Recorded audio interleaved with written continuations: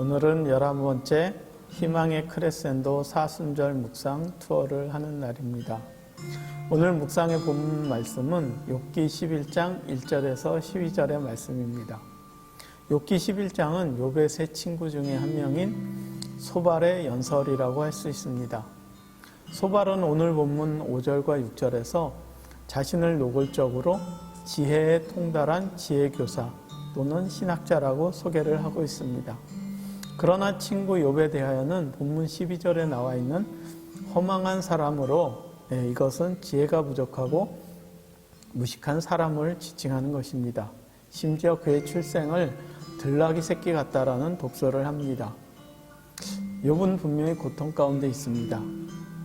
그와 같이 고통 가운데 있는 사람들에게 필요한 것이 무엇일까요? 오늘 묵상의 주제는 진짜 허망한 사람은 누구인가에 대하여 생각하게 합니다. 상황을 제대로 파악하지 못하고 분별하지 못하므로 고통 가운데 있는 사람에게 무엇이 필요한지를 모르는 바로 그 사람이 진짜 허망한 사람이 아닐까요?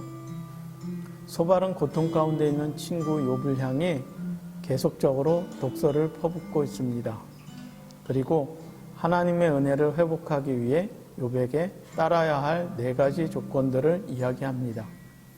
첫째로 마음을 바로 정하라. 그것은 마음을 바르게 하라는 것이죠. 둘째는 주를 향하여 손을 들라.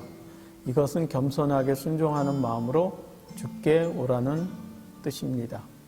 셋째는 내 손에 죄악이 있거든 멀리 버리라 라고 이야기합니다. 삶에서 악을 제거하라는 것이죠.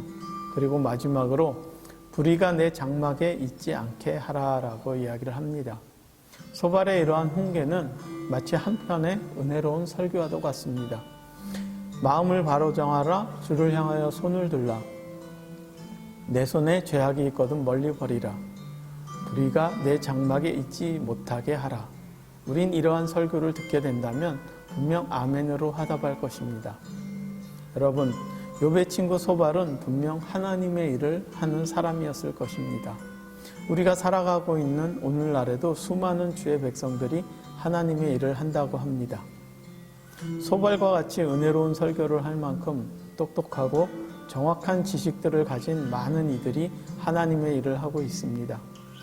그런데 하나님의 일을 하는 사람이 많은 이때에 하나님의 일을 한다는 집단이 그들의 신뢰도는 더 낮게 추락하고만 있습니다. 하나님의 일이라는 것이 과연 이와 같이 신뢰가 떨어지는 그런 일일까요? 말씀을 묵상하며 가슴에 새겨보는 것이 있습니다. 하나님의 일을 하는 사람들은 분명 많이 있습니다. 하지만 하나님이 함께 일하는 사람은 적다라는 것입니다. 진짜 허망한 사람은 바로 하나님이 함께하지 않는 사람이라고 할 수 있습니다. 저 스스로도 한번 생각을 해봅니다. 나는 하나님의 일을 하고 있어. 하지만 저에게 질문을 합니다. 그럼 그 일에 하나님이 나와 함께 일하고 계신가? 네. 그러한 질문이 빠져 있는 것 같습니다. 오늘날 수많은 하나님의 일을 한다는 사람들 가운데 정말 하나님이 함께 그 일을 하고 계시는가? 그런 사람들은 몇이나 될까요? 지혜로운 사람은 하나님께서 함께하는 사람을 말합니다. 똑똑하고 정확한 지식이라 생각하며 지적질하는 그러한 것에 능숙한 소발과 같은 사람. 그가 진짜 허망한 사람일 것입니다. 여러분, 오늘 하루의 삶 가운데 나는 지혜로운 사람인가? 아니, 나는 하나님이 함께 하시는 사람인가를 스스로에게 질문하고 묵상하시기 바랍니다. 그리고 오늘 하루의 삶 가운데 하나님이 함께 하시는 하나님의 일을 감당하는 주님의 백성이 되시기를 소망합니다.